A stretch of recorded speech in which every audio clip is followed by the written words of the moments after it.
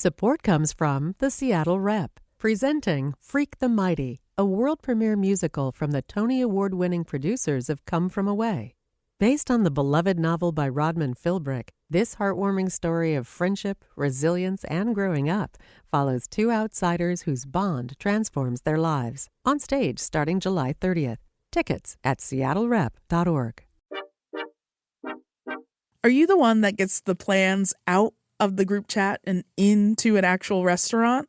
Let me help you out. I'm Brandy Fullwood, host of Seattle Eats, and I gotta say, this podcast is for you.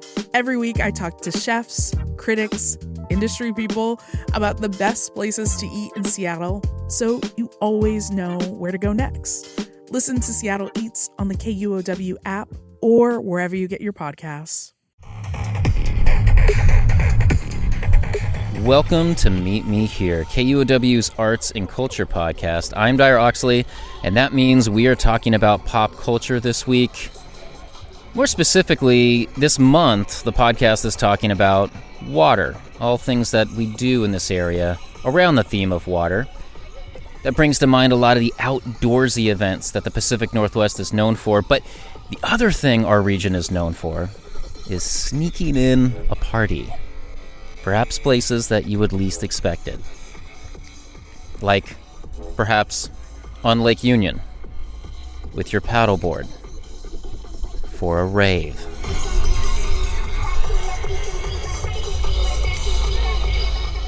We're going to be talking about the paddleboard rave on Lake Union. It's happening pretty regularly over the summer months here. And I don't think I'm going to be able to talk about it all that much with this bass banging in the background in the middle of Gasworks Park. So I'm going to head back into the studio where we are going to dive deeper into the paddleboard raves on Seattle's Lake Union. Okay, that is better. I am now in the studio. I am soundproofed from the outside world. Artificial light is contributing to my vitamin D deficiency. I am comfortable. The official title of this event on the shores of Gasworks Park is the Seattle Paddle Rave. Say that 5 times fast. It's a small motorboat adorned with an inflatable flamingo and some giant speakers. It anchors out there in the water. It turns Lake Union into a venue complete with heavy bass, EDM, DJs spinning records. It's important to note here, however, that attendees are not allowed to put their paddleboards in at the park. So as this event got started, you would see people on paddleboards kind of migrating to the boat from other parts of the lake. Now we're going to talk with Erik Hillesheim. He's the guy on that boat. He is behind the Seattle Paddle Rave. But first, I ran into Leah Deering on the shores of Gasworks Park. She volunteers for this rave. She has been going to it for a while now. Leah moved to town and felt it was a good way to meet people, which is kind of sort of the mission of this rave. She was at the park to detour ravers from putting their paddleboards into the water there and then guiding them to the nearest spot they could do that. And when she wasn't dancing, I pulled her aside for a quick paddleboard chat. I think the first thing that someone should do is come down without their paddleboard, because here at the park you're actually going to be able to hear the music, right? I think this is called Kite Hill right here, and I don't know how many times when I've been out here I just see people pull out their blankets or put up a chair and they just sit here for the whole time, and then the moment the music's done they pick up and they leave. So I would encourage someone to first do that, especially if they don't have a paddleboard, because otherwise you're gonna have to rent or find something. And then if you enjoy that and you enjoy being here for the music, then maybe get yourself like a little blow up like life floaty thing, or you're like a rental or something, and then try out on the water the next time. So it does extend here to the park. You could definitely be here at the park. Oh yeah, definitely.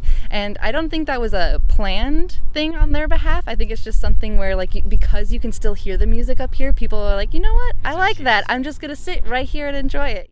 And she is right. A lot of folks actually do set up on that hillside to enjoy the DJs. That actually includes myself. Now, Erik Hillesheim has come onto land to talk with us. Welcome to Meet Me Here. Hey, thanks for having me. I want to get a bit of an origin story just to get some stuff out of the way, because you started this a couple years ago, and it was a way to meet friends, hang out. it was smaller, organized by a text chain, if I'm not mistaken. How exactly did you go from that to a big boat, giant flamingo, DJs, so many more people floating around? How did this happen? Yeah, it was pretty crazy. We actually just hit our 1-year anniversary on July 4th, so it has been a really fun, chaotic, wild year.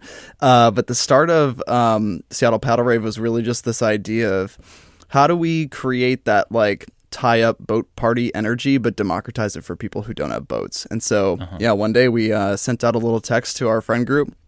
We said, hey, it'd be really fun if we just like tied up to our buddy's boat and floated out a bunch of paddle boards. We thought we'd get like 20 people. Sent out that text via Partiful, which is kind of like an app that people use to do almost like casual party invites. Okay. And that kind of started to spread. And then for our first show, we ended up getting 100 and everyone left that show. Oh, seriously? Yeah. You thought it would just be you and your friends? Basically, yeah. Okay. And after that, it was like everyone left and they were like, wow, that was the most fun thing I've done this summer. Like, when are we doing the next one? And then it was just word of mouth, and we had a TikTok go absolutely viral. And the second show we had 500, and then after that we were almost at 1,000 for our third show. So wait, did you just have like a boombox or something that first time? Or? Well, so we were actually just going to play music off of the speakers from the boat, but prior to that, my buddy was like, hey, it'd actually be fun if we did a live DJ on the boat. And so we brought a couple of PAs, and in a really kind of like janky fashion, very backyard energy, we actually ratchet strapped him to the top of the wake tower, and it looked really bad, but it was really fun, and it worked. It served the purpose. Yeah, exactly. So we've evolved the system since then, but someone is actually spinning. Yes. There, you guys. So I mean, this is a DJ setup. Exactly. Lake Union is the stage. Yep. Lake Union's the venue. Yeah. Yep. That is so awesome. I spoke with a couple folks. You mentioned this is your anniversary, and one of them was Leah Deering, who's a volunteer, I believe, for this over at Gasworks Park, instructing folks, don't put in your board here, go over there. I also talked to this other guy. His name was Cosmo. Okay. He moved here from Italy. He bought a paddleboard just for your rave. Awesome. It was one of the first things he was doing after moving to Seattle to like get local, experience local Seattle. And Leah kind of told me a similar story because she moved here too, and she came to the Paddle Rave for the same purpose. So I'm kind of curious. You mentioned this is like a get people together, beat the Seattle freeze type thing.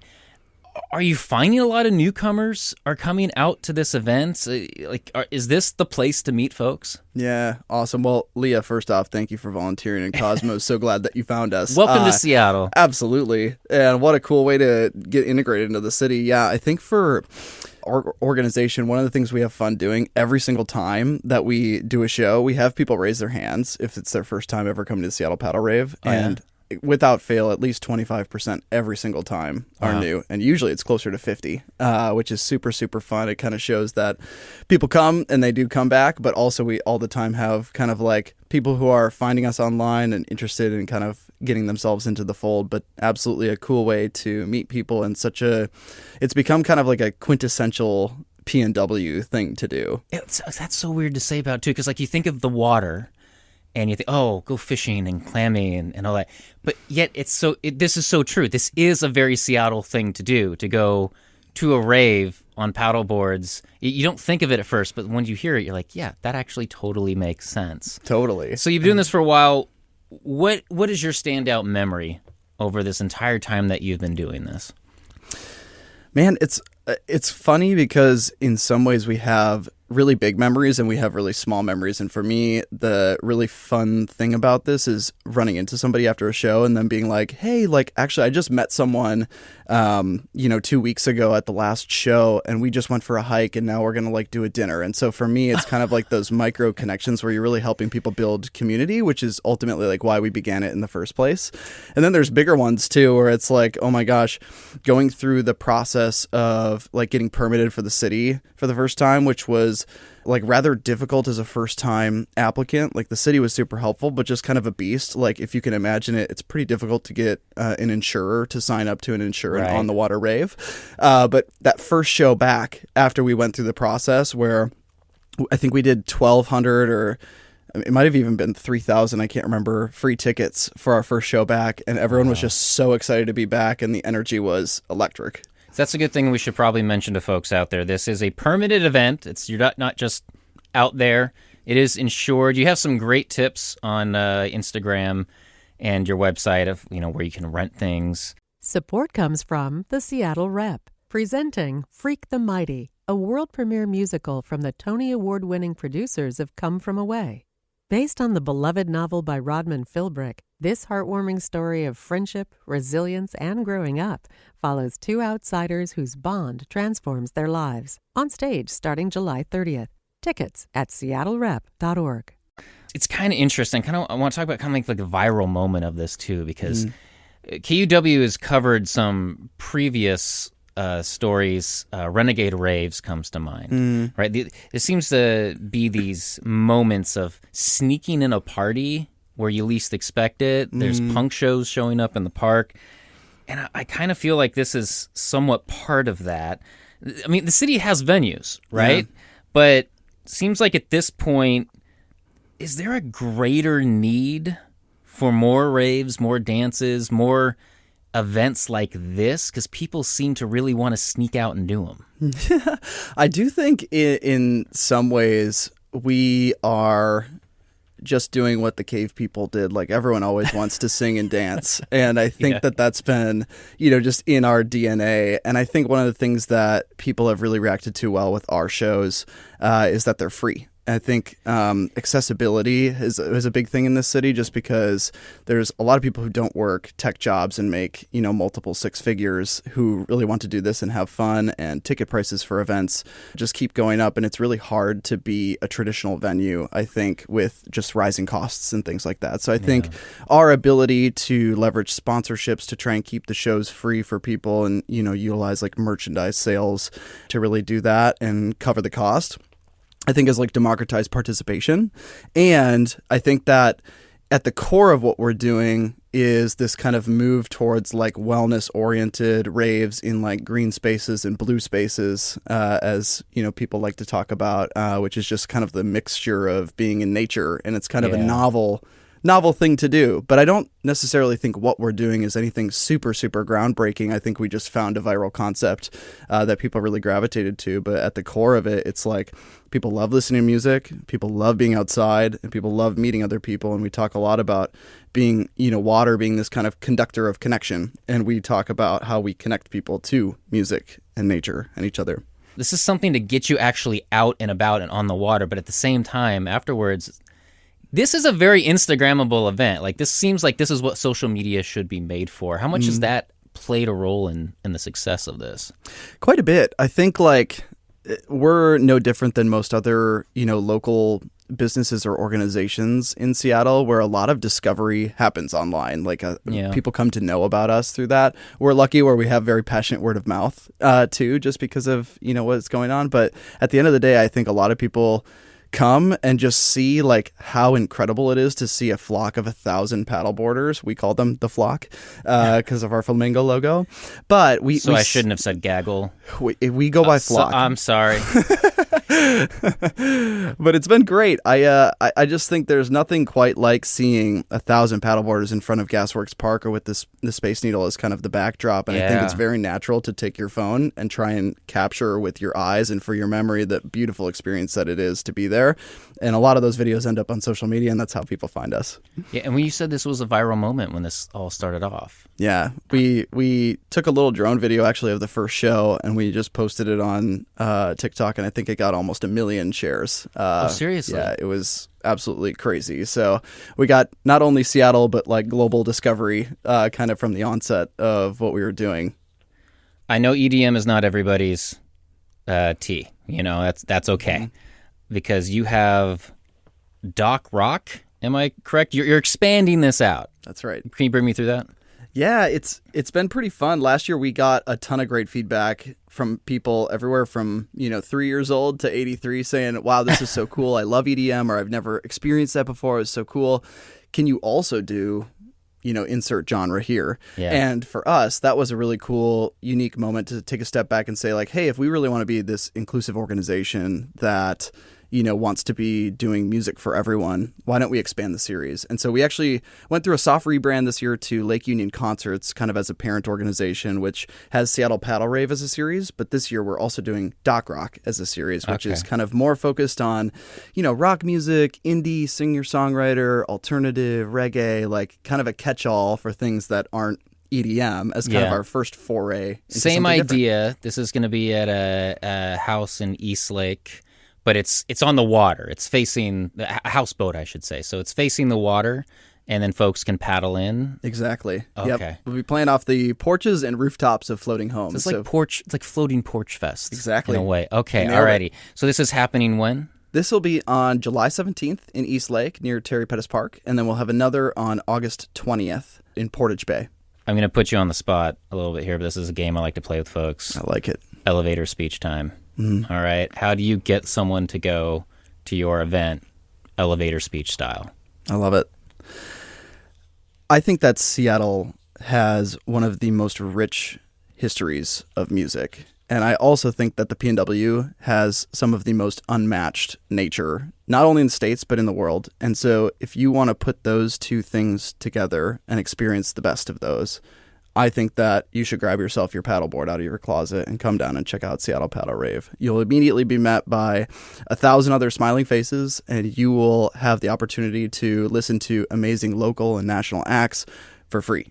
I don't know anywhere else in the world where you can, for free, show up and see one of the best concerts in your life in an iconic venue with this backdrop and, leave having experienced the best of what Seattle has to offer.